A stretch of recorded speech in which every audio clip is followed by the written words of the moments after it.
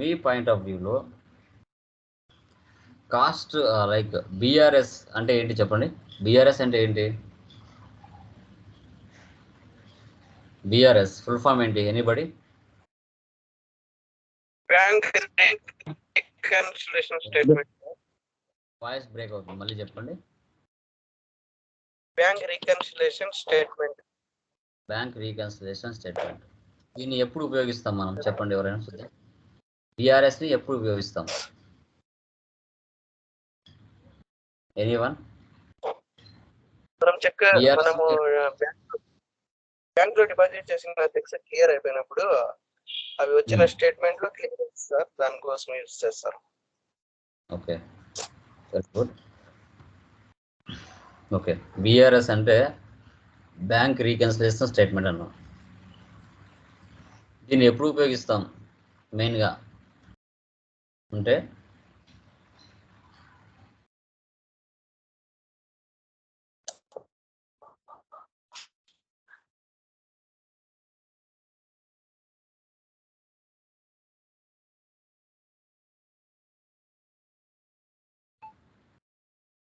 ఇప్పుడు మన books of అకౌంట్స్కి తర్వాత బ్యాంక్కి వెళ్ళి తెచ్చుకున్న స్టేట్మెంట్కి ఈక్వల్ అవ్వాలి.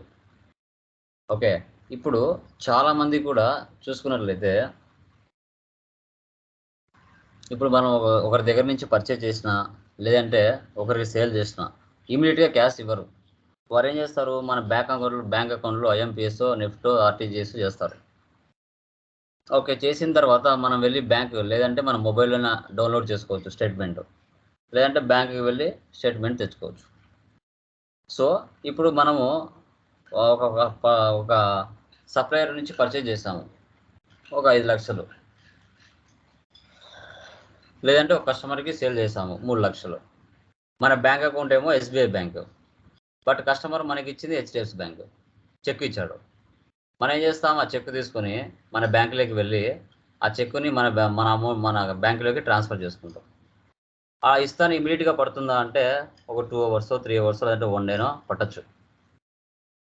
సో ఆ యొక్క స్టేట్మెంట్ తెచ్చుకొని మన బుక్స్ ఆఫ్ అకౌంట్స్లో కూడా మ్యాచ్ అయ్యే విధంగా చేసుకోవాలి. అంటే రీకన్సిల్ నుంచి రీకన్సిలేషన్ చేసుకోవాలి కరెక్ట్గా. ఆ ప్రాసెస్ ఎలా అనేది బీఆర్ఎస్. ఓకే, సో ఇక్కడ ఇద్దరు కలిసి వసీం, మురళి ఇద్దరు కలిసి స్టార్ట్ చేశారు బిజినెస్ని. ఓకే, న్యూ కంపెనీ క్రియేట్ చేస్తున్నాను.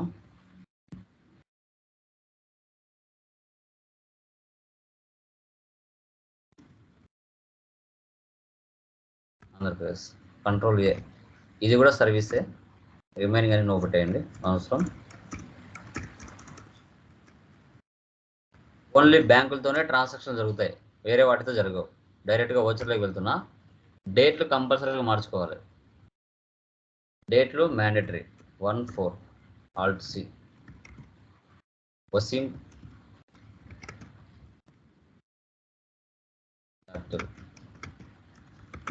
Capital account, control A, relax, మళ్ళీ క్రియేట్ చేయండి. Murali capital,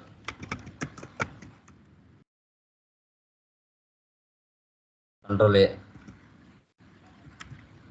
relax. ఇప్పుడు యూనియన్ బ్యాంక్ Alt C.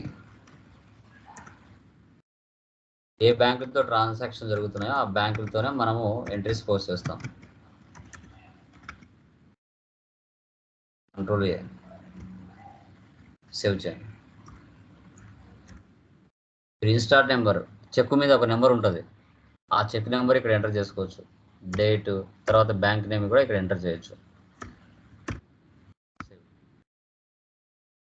తర్వాత furniture purchase 50,000 by paying cheque 24 payment.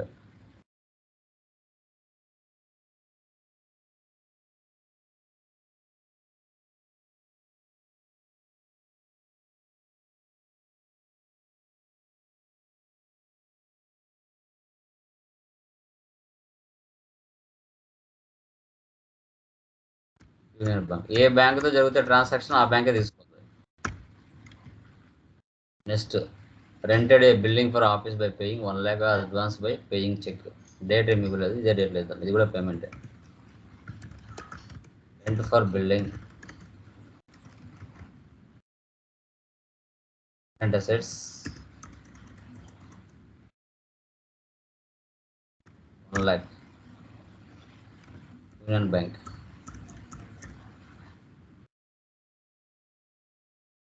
Open another account in Syndicate Bank by depositing 50,000 by Union Bank check. Contra.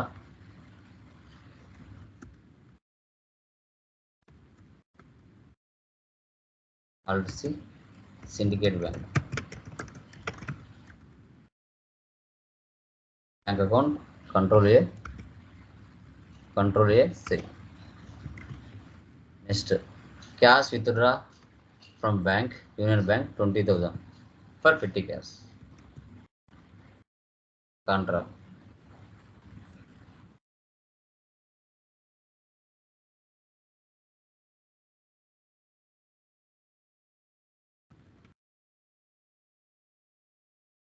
Cash in.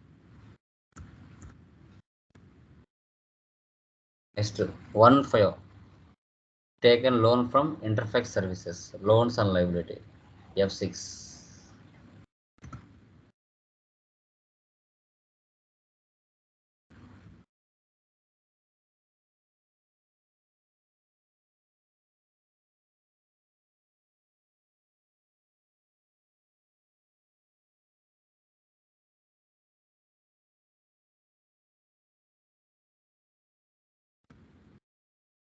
Next, paid rent 8,000 by Syndicate Bank check 2/5 payment.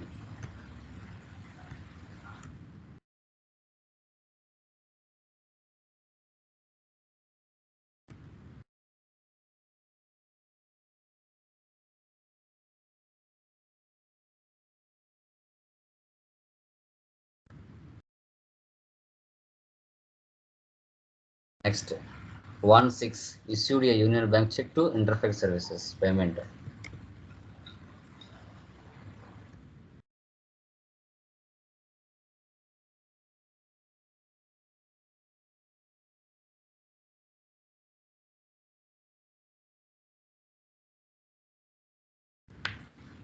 తర్వాత 2/6 printer.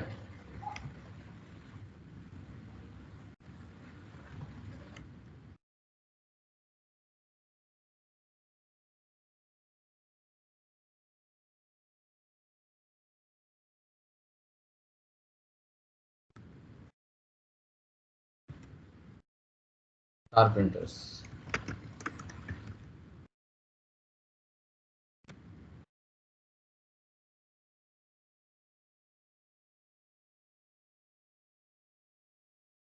Next, 2/6 commission received.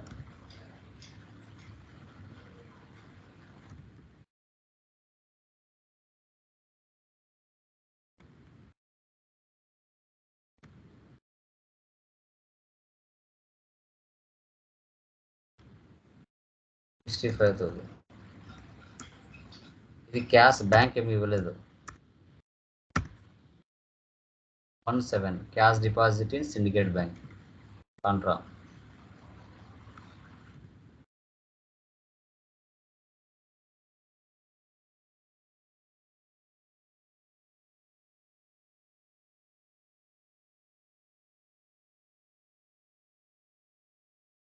తర్వాత 2/8 paid to Star printers payment.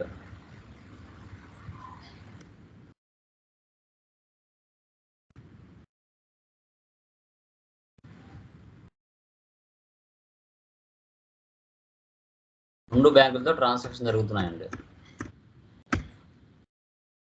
Next 1/9 union bank charge 500 cheque book charges payment.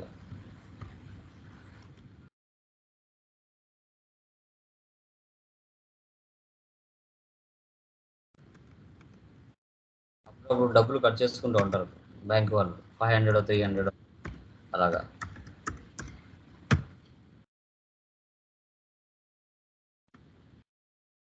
Next 2/9 interest on loan.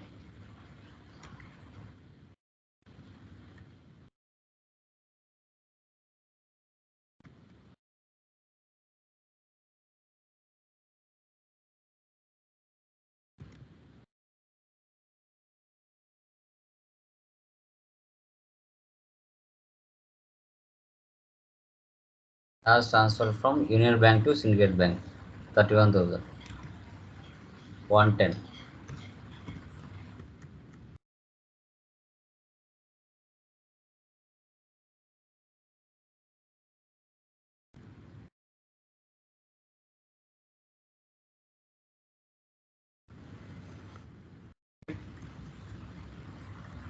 Profit and loss, Alt F1 expander.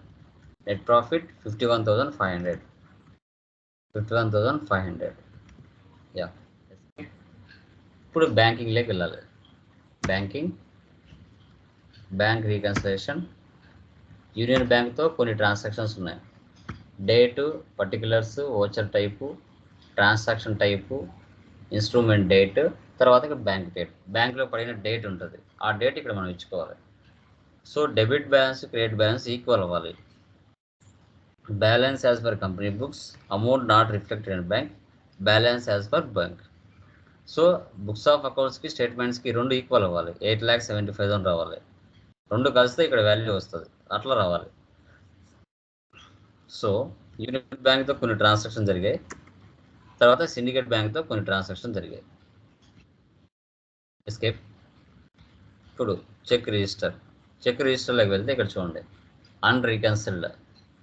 ఈ syndicate bank 3 ఉన్నాయి, union bank 7 ఉన్నాయి. Okay. So right సైడ్లో reconciliation ఉంటుంది, దాన్ని select చేయండి. ఈ విధంగా వస్తుంది. సో మనకు ఎడ్యుకేషన్ మోడ్ కాబట్టి మనకు నెలలో అన్ని డేట్లు మారవు, కాబట్టి మనం నెక్స్ట్ మంత్ తీసుకుంటున్నాము. మీకు రియల్ టైంలో ఏ డేట్ ఉంటే ఆ డేట్ తీసుకోవాలి. 5th మంత్ తీసుకున్నాను, 6th మంత్,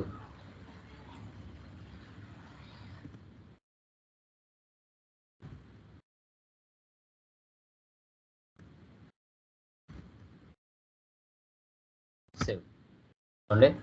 అన్రీకన్సిల్ నుంచి రీకన్సిల్కి వచ్చేసాయి. అలాగే యూనియన్ బ్యాంకు సంబంధించిన కూడా రీకన్సిలేషన్ చేసుకోవాలి. ఏప్రిల్ మంత్ ఉంది కదా, 1/5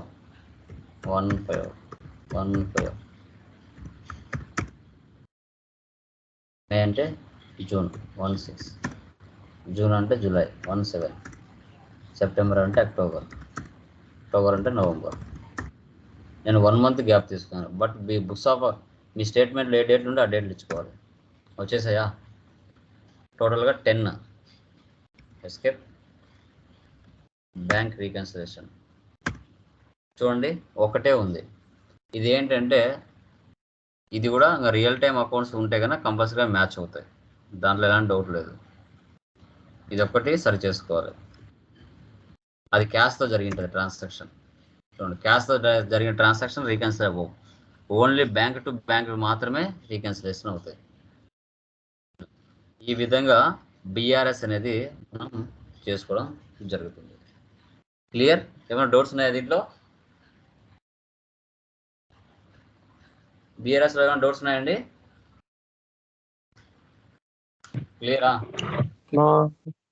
క్లియర్ సార్.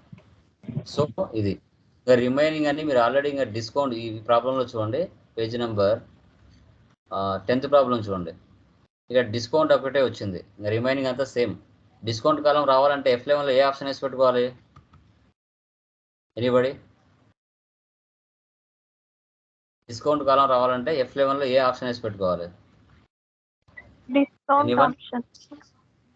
F11లో డిస్కౌంట్ ఆప్షన్ వేసి పెట్టుకోవాలి, అది పెట్టుకుంటే వచ్చేస్తుంది. ఓకే. యా, ప్రాబ్లం 12th చూడండి, దీంట్లో ఫ్రీ ఐటమ్స్ అన్నాడు. ఫ్రీ ఐటమ్స్ మీకు గోడౌన్స్ ఎలా చేయాలనో చెప్పాను ఆల్రెడీ. పర్చేజ్ చేసేటప్పుడే గోడౌన్లో స్టోర్ చేసుకోవాలి, అంతే. సేల్ చేసేటప్పుడు కూడా అదే గోడౌన్ నుంచే సేల్ చేసుకోవాలి. ఇక్కడ ఫ్రీ ఐటమ్స్ వచ్చాయి కదా, ఫ్రీ ఐటమ్స్ అంటే అమౌంట్ ఇవ్వకండి, క్వాంటిటీ ఇచ్చి అమౌంట్ ఇవ్వకుండా సేవ్ చేయండి, అంతే. అమౌంట్ ఇవ్వకుండా సేవ్ చేయడమే ఫ్రీ ఐటమ్స్ అంటే. జస్ట్ ఐటమ్ తీసుకోవాలి, క్వాంటిటీ తీసుకోవాలి, అమౌంట్ ఇవ్వకుండా సేవ్ చేయాలి, అంతే.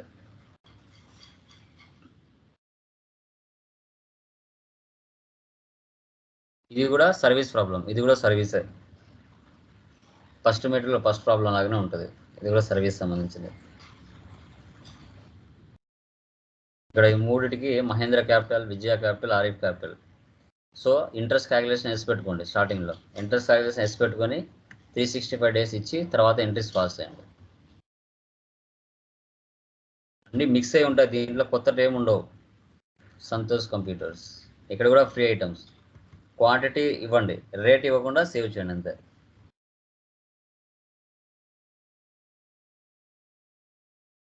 డిస్కౌంట్స్ అవన్నీ మీకు ఆల్రెడీ చెప్పినట్టువే.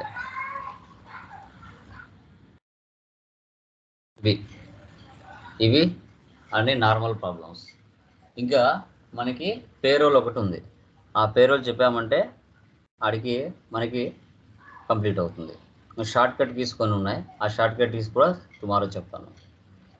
ఓకే, మ్యాక్సిమం 5th తారీఖు లోపల అయిపోతుంది.